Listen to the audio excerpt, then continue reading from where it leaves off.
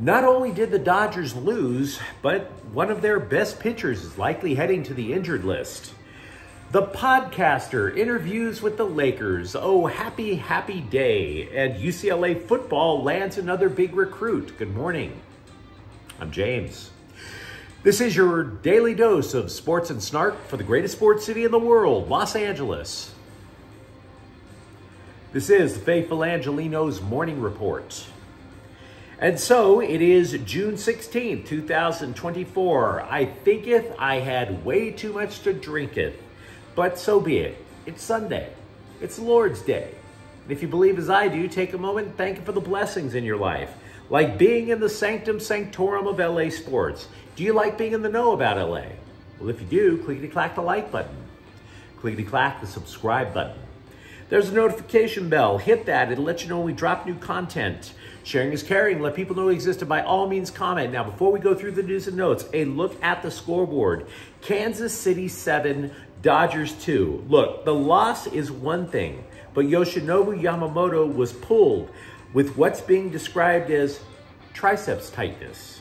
Now, for those of you who don't lift weights, the triceps are the three muscles in the back of your upper arm. We are going to talk more about that in just a moment. Galaxy 4, Sporting Kansas City 2.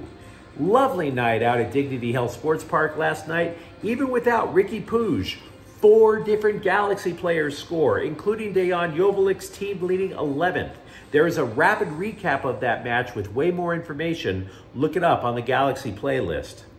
LAFC 3, Orlando City 1. The Black of Gold's run of consecutive shutouts was snapped, but Dennis Mwanga scored twice. They get the win anyway.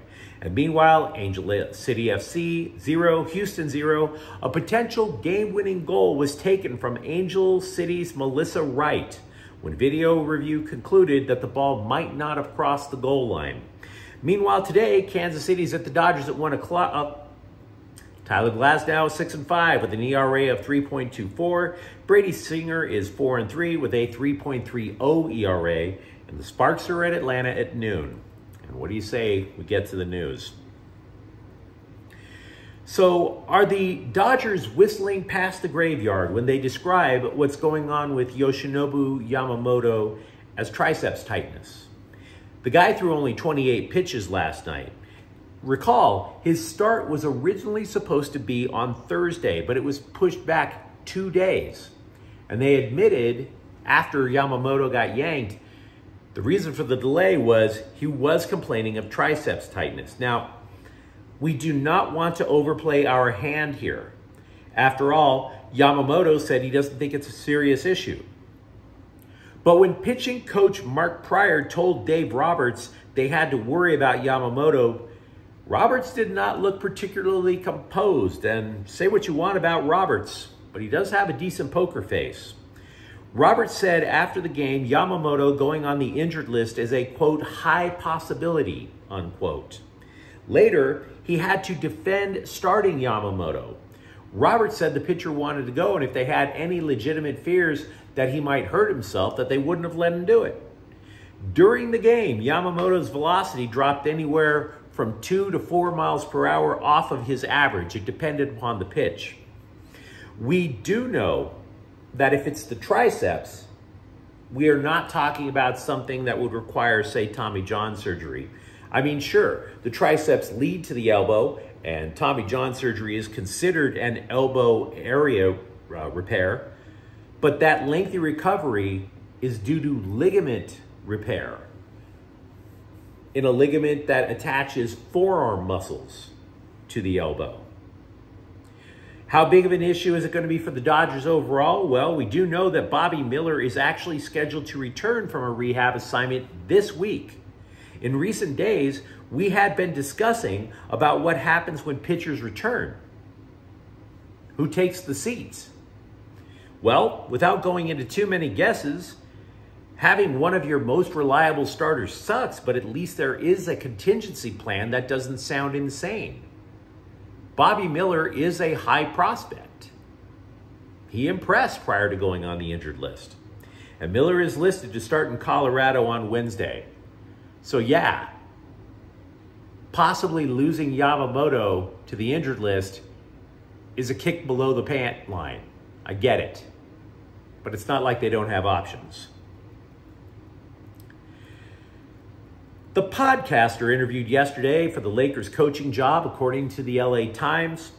We could find out if it gets offered to J.J. Redick, the former Clippers forward, as soon as Tuesday, if the NBA Finals end.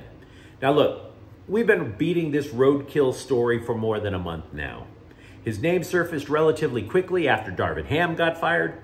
Sources in the Lakers organization told the LA Times that a prior goal, though, of having a new coach in place prior to the NBA draft is not set in stone.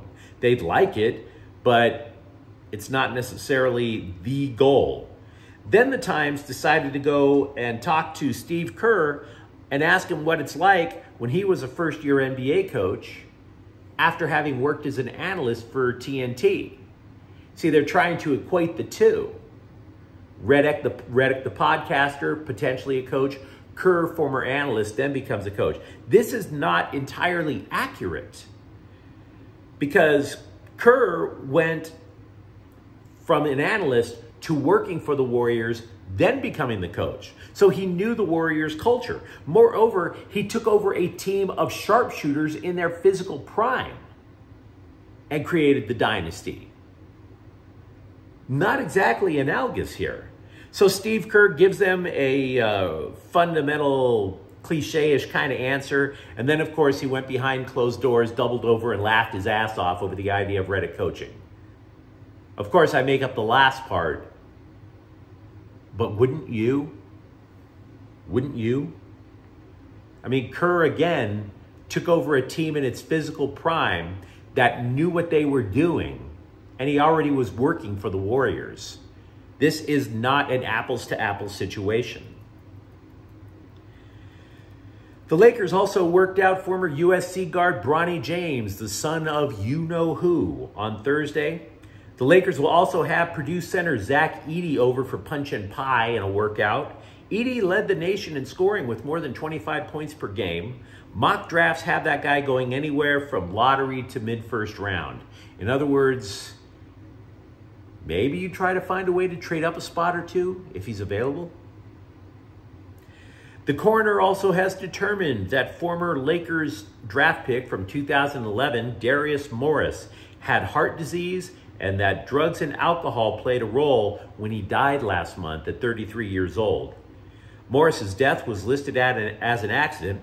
I mean, not to speak ill of the dearly departed, but they did find cocaine in his system. And in the words of the late Rick James, cocaine is a hell of a drug.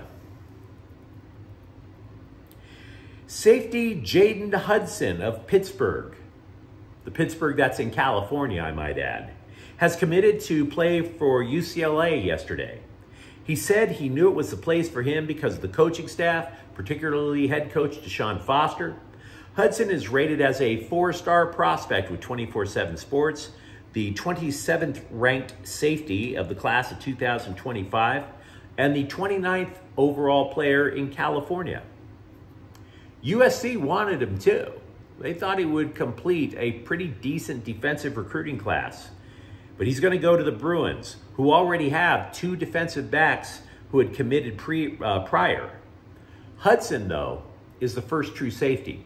In other words, they almost have a completed defensive backfield of the future coming in. 2 corners, 1 safety. I want to thank the LA Times for asking questions about both the Rams and Chargers at the conclusion of their offseason training. Asking questions, yes, and then getting answers to none of them. Well done, oh, you beacon of journalistic excellence, you. Awesome job. Why am I the one who has to tell all these younger scribes how to do their jobs, right? Excuse me while I go journalism 101 on people. Check this out. As a reporter, you, step 1, ask questions, and then step 2, type out the answers. These clowns are working for one of the world's greatest newspapers, and they're doing the exact opposite. They are, step 1, typing out their questions, and then step 2, rolling over for a nap in front of Netflix. And by the way, they did ask one great question about the Rams. How is Steve Avila adjusting from guard to center? Great question. And then they went immediately to ask about the tight ends. No answers whatsoever from the LA Times, and they wonder why they are losing subscribers. Clippers backup center Daniel Theis's Century City home was burglarized Saturday. And by the way, for all the talk about Paul George opting out of his contract, for all the talk about James Harden becoming a free agent, Theis and the Clippers' other backup center, Mason Plumlee, are expected to be free agents. And not only are the Clippers over the cap by more money than we could ever fantasize about, one of these free agents is going to be like, can I sign with a team that's in a safe city, please? By the way, be kind of hilarious if the burglars are Laker fans. That's taking the rivalry to a level nobody wanted. We mentioned earlier that Bronny James worked out for the Lakers, but a different Trojans basketball player made it past the velvet rope on NBA draft night. Former USC guard Isaiah Collier will be in the green room on night one of the NBA draft, waiting for his close-up so he can get the overpriced, crappy draft night cap that will inevitably not match his suit. Collier is considered likely to be a lottery pick as one of the nation's top point guards. And by the way, here's something nobody asked for. The NBA draft is now being expanded to 2 nights because you just can't get enough of Stephen A. Smith and Jalen Rose in this world. But you let me know what you think in the comments thread. Are you kind of okay with what's going on with Yoshinobu Yamamoto? Are you even remotely optimistic that JJ Redick can turn into a decent NBA coach if he gets the offer? And if you enjoyed the content, don't forget to subscribe to Faithful Angelenos. We're talking LA sports every single day here. Thank you for watching. I'm James. We'll be back tomorrow. Faithful Angelenos is a Kian Cortell Queso production. Take care.